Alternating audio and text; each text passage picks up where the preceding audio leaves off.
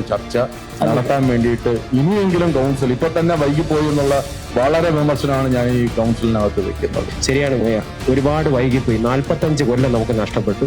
അത് ഒരുപാട് വൈകിപ്പോയി എന്ന് തന്നെയാണ് നമ്മുടെയും പൊതുജനങ്ങളുടെ അഭിപ്രായം.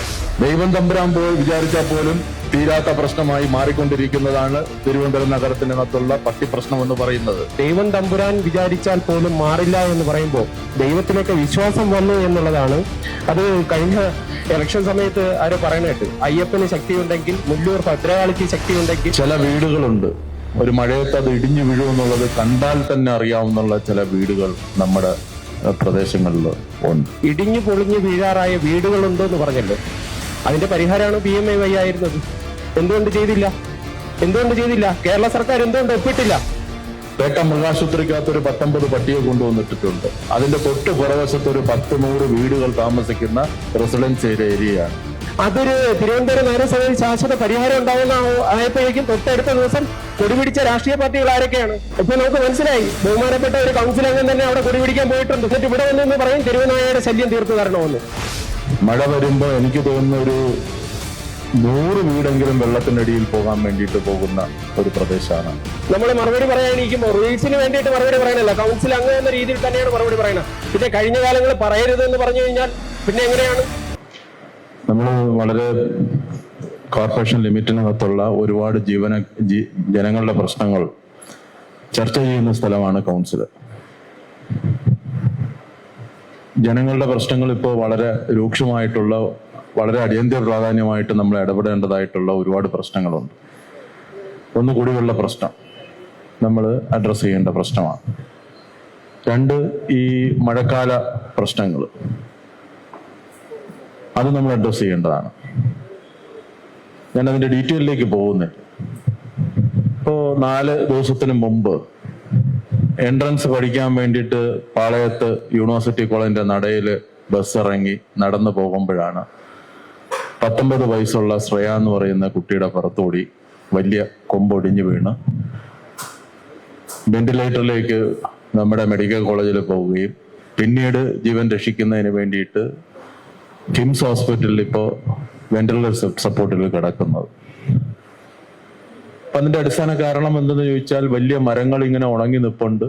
വെള്ളം വരുമ്പോഴത്തേക്ക് അതിനകത്ത് ഈർപ്പം പിടിക്കും, നടന്നു പോകുന്നതിന്റെ പുറത്തൂടെ വന്ന് വീഴുന്ന. അത് നമ്മളെ നഗരപ്രദേശത്ത് നോക്കിയാൽ ഒരുപാട് സ്ഥലങ്ങളുണ്ട്. ഇപ്പോ നമ്മളെ പേട്ടയിലെ കുട്ടികൾ കളിക്കുന്ന പാർക്കിന്റെ മേളിൽ തന്നെ നമ്മൾ ഞെട്ടിപ്പോകുന്ന രൂപത്തിലുള്ള മരങ്ങൾ നിൽപ്പുണ്ട് എന്നുള്ളതാണ്. അതിന്റെ വിശദമായിട്ടുള്ള വിവരങ്ങളിലേക്ക് ഞാനും പോകുന്നില്ല. എന്റെ വാർഡ് തന്നെ എടുത്തു നോക്കിയാൽ 5 ദിവസം 3-4 പേര് നിന്ന് ഓട വൃത്തിയാക്കിയത് കൊണ്ട് മാത്രം പ്രശ്നങ്ങൾ പരിഹരിക്കുന്ന ഒരു വാർഡല്ല. മഴ വരുമ്പോ എനിക്ക് തോന്നുന്ന ഒരു 100 വീടെങ്കിലും വെള്ളത്തിനടിയിൽ പോകാൻ വേണ്ടിയിട്ട് പോകുന്ന ഒരു പ്രദേശമാണ് എന്റെ പ്രദേശം എന്ന് പറയുന്നത്.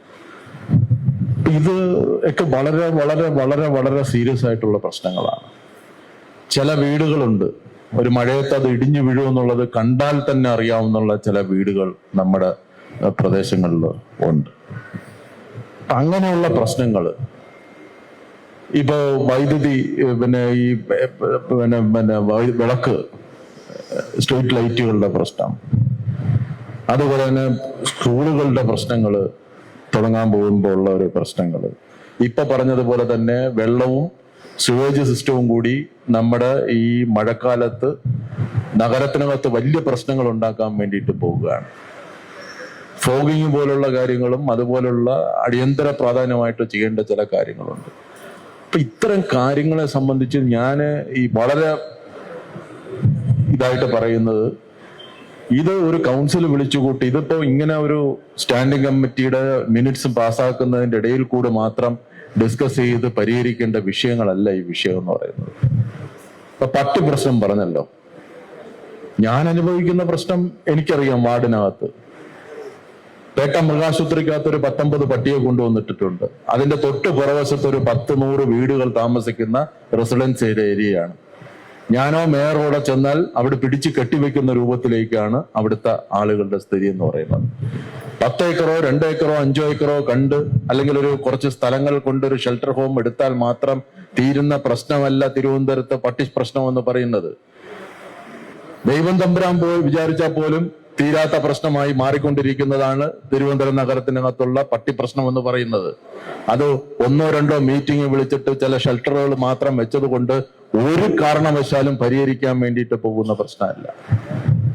ഇതെല്ലാം വളരെ പ്രോപ്പറായിട്ട് ഓരോ വാർഡ് അടിസ്ഥാനത്തിൽ ചെയ്യാൻ വേണ്ടിയിട്ട് പറ്റുന്ന പ്രശ്നങ്ങൾ, എങ്ങനെ ഈ പ്രശ്നങ്ങൾ പരിഹരിക്കാമെന്നുള്ളതിനെ സംബന്ധിച്ച് നമ്മൾ അജണ്ട വെച്ച് ചർച്ച ചെയ്ത് തന്നെ തീരുമാനങ്ങളിലേക്ക് പോകാൻ വേണ്ടിയിട്ട് പോകണം. അല്ലാതെ 1-2 സ്ഥലങ്ങളിൽ ഇപ്പൊ ഒരു കാട്ടായക്കോണത്തിൽ നിന്ന് 50 പട്ടിയെ പിടിച്ചോണ്ട് പോയി. ഞാൻ ആ കൊണ്ടിട്ടിരിക്കുന്ന ഷെൽട്ടർ ഹോം ഞാൻ സന്ദർശിച്ച ആളാണ്.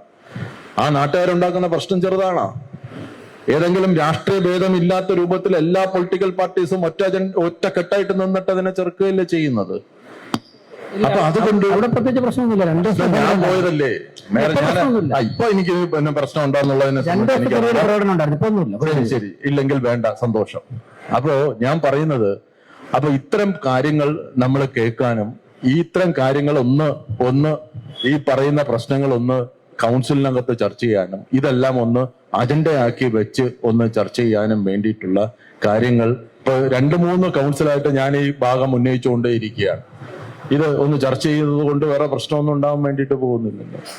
അത് പ്രശ്ന പരിഹാരത്തിന് വേണ്ടിയിട്ട് അങ്ങോട്ടും ഇങ്ങോട്ടും കുറ്റം പറയുകയും പഴയ കാര്യങ്ങളും പുതിയ ഭരണസമിതിയെ സംബന്ധിച്ചുള്ള ആക്ഷേപങ്ങൾ അങ്ങോട്ടും ഇങ്ങോട്ടും ഉന്നയിക്കുന്നത് പകരം ഇനി എന്ത് ചെയ്യാൻ പറ്റുമോ എന്നുള്ളതിനെ സംബന്ധിച്ചുള്ള ഒരു ചർച്ച നടത്താൻ വേണ്ടിയിട്ട് ഇനിയെങ്കിലും കൗൺസിൽ ഇപ്പൊ തന്നെ വൈകിപ്പോയി എന്നുള്ള വളരെ വിമർശനമാണ് ഞാൻ ഈ കൗൺസിലിനകത്ത് വെക്കുന്നത്. ഇനിയെങ്കിലും യാഥാർത്ഥ്യം മനസ്സിലാക്കിക്കൊണ്ട്, റിയാലിറ്റി മനസ്സിലാക്കിക്കൊണ്ട് നമ്മൾ ശ്രീ ദീപക് ഉന്നയിച്ച അവസാനം പറഞ്ഞതിൽ ഒരു ഭാഗത്ത് നിന്ന് ഞാൻ തുടങ്ങിയാണ്. ശരിയാണ് മേയർ, ഒരുപാട് വൈകിപ്പോയി. 45 കൊല്ലം നമുക്ക് നഷ്ടപ്പെട്ടു. അതുകൊണ്ട് ഒരുപാട് വൈകിപ്പോയി എന്ന് തന്നെയാണ് നമ്മുടെയും പൊതുജനങ്ങളുടെ അഭിപ്രായം. ആ വൈകൽ ഇനി ഉണ്ടാകരുത്. ഈ പറഞ്ഞതിൽ തന്നെ ചില സൊല്യൂഷൻസ് ഉണ്ട്. അങ്ങ് പറഞ്ഞത് ഷെൽട്ടർ കൊണ്ട് ദൈവം തമ്പുരാൻ വിചാരിച്ചാൽ പോലും മാറില്ല എന്ന് പറയുമ്പോൾ ദൈവത്തിലേക്ക് വിശ്വാസം വന്നു എന്നുള്ളതാണ്. അത് കഴിഞ്ഞ ഇലക്ഷൻ സമയത്ത് ആരോ പറയണേട്ട്, അയ്യപ്പന് ശക്തിയുണ്ടെങ്കിൽ മുല്ലൂർ ഭദ്രകാളിക്ക് ശക്തിയുണ്ടെങ്കിൽ ഇതിന്റെ മറുപടി കിട്ടുമെന്ന്. അങ്ങനെയൊക്കെ വിശ്വാസങ്ങൾ വന്നു തുടങ്ങി. ഇതൊക്കെ ഒരു മാറ്റമാണ്. അപ്പൊ ചില മാറ്റങ്ങൾ ഉണ്ടാകുന്നത് നല്ലതാണ്. ഇവിടെ പറഞ്ഞതിൽ ചില കാര്യങ്ങൾ ഞാൻ പറയുകയാണ്. ഇടിഞ്ഞു പൊളിഞ്ഞു വീഴാറായ വീടുകളുണ്ട് എന്ന് പറഞ്ഞല്ലോ. അതിന്റെ പരിഹാരമാണ് PMAY ആയിരുന്നത്. എന്തുകൊണ്ട് ചെയ്തില്ല? കേരള സർക്കാർ എന്തുകൊണ്ട് ഒപ്പിട്ടില്ല? സ്വന്തമായി വസ്തു ഉണ്ടായിരുന്ന വാസയോഗ്യമല്ലാത്ത വീടുകൾ നിർമ്മിക്കാൻ വേണ്ടി കേന്ദ്ര സർക്കാർ ഒരു പദ്ധതി കൊണ്ടുവന്നു. അതിനെ ഇവിടെ തിരുവനന്തപുരം നഗരസഭയെ തന്നെ 10 DPR ഉണ്ടാക്കി.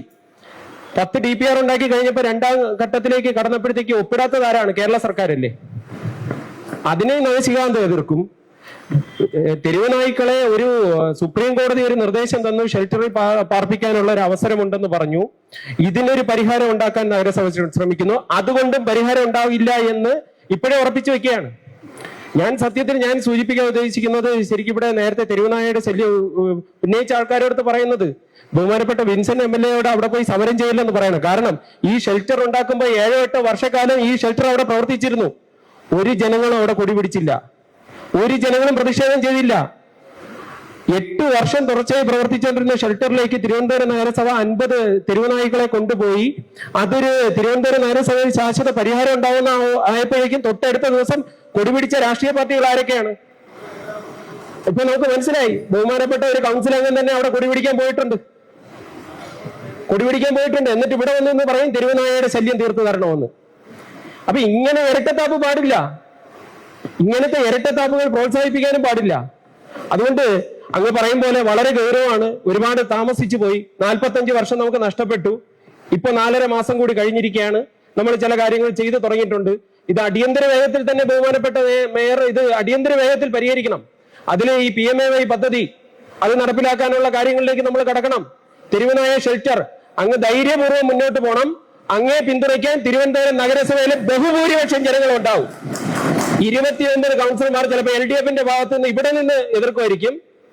പക്ഷേ ബഹുഭൂരിപക്ഷം ജനങ്ങളും കേരളത്തിലെ ജനങ്ങൾ ഉൾപ്പെടെ അങ്ങയോടൊപ്പം ഉണ്ടാകും. അതിന് പൂർണ്ണമായിട്ടുള്ള പിന്തുണ ഭാരതീയ ജനതാ പാർട്ടിയുടെ കൗൺസിലർമാർ നൽകുക തന്നെയാണ്. ഇതിൽ ആർക്കും ഒരു സംശയം വേണ്ട. ഇത് റീൽസിന് വേണ്ടി പറയുന്നതല്ല. നമ്മൾ മറുപടി പറയാനിരിക്കുമ്പോൾ റീൽസിന് വേണ്ടിയിട്ട് മറുപടി പറയാനല്ല, കൗൺസിൽ അംഗം എന്ന രീതിയിൽ തന്നെയാണ് മറുപടി പറയുന്നത്. പിന്നെ കഴിഞ്ഞ കാലങ്ങൾ പറയരുതെന്ന് പറഞ്ഞു കഴിഞ്ഞാൽ പിന്നെ എങ്ങനെയാണ്? കഴിഞ്ഞ കാലത്തിന്റെ ചരിത്രം പഠിപ്പിച്ചിട്ടല്ലേ നമ്മൾ അടുത്തതിലേക്ക് കടക്കുന്നത്. കഴിഞ്ഞ കാലങ്ങളിലെ ചരിത്രം ഓർമ്മിച്ചുകൊണ്ട് അതിൽ ചവിട്ടി നിന്നുകൊണ്ട് തന്നെയാണ് നമ്മൾ മുന്നോട്ട് പോകുന്നത്. അപ്പൊ നമ്മൾ കൗൺസിൽ യോഗങ്ങളിൽ നമുക്ക് സംസാരിക്കുന്നതിന് ആർക്കും എതിരൊന്നുമല്ല. ഞാൻ ആരുടെയും ഈ ആവിഷ്കാര സ്വാതന്ത്ര്യത്തെയോ സംസാര സ്വാതന്ത്ര്യത്തിനെയോ ഒന്നും തടസ്സപ്പെടുത്തുന്നില്ല. പക്ഷെ പറയുമ്പോൾ ഇരട്ടത്താപ്പ് പാടില്ല. തെരുവുനായ ശല്യം പരിഹരിക്കപ്പെടണം. പക്ഷെ അതിനെന്താണ് പരിഹാരം? നേരത്തെ ഇവിടെ ഒരു കൗൺസിലർ പറഞ്ഞു വാക്സിനേഷൻ കിട്ടില്ലെന്ന് ആശുപത്രിയിൽ. അതാണ് സത്യം. ആ ആശുപത്രിയിൽ ആരാണ് മേൽനോട്ടം വഹിച്ചത്?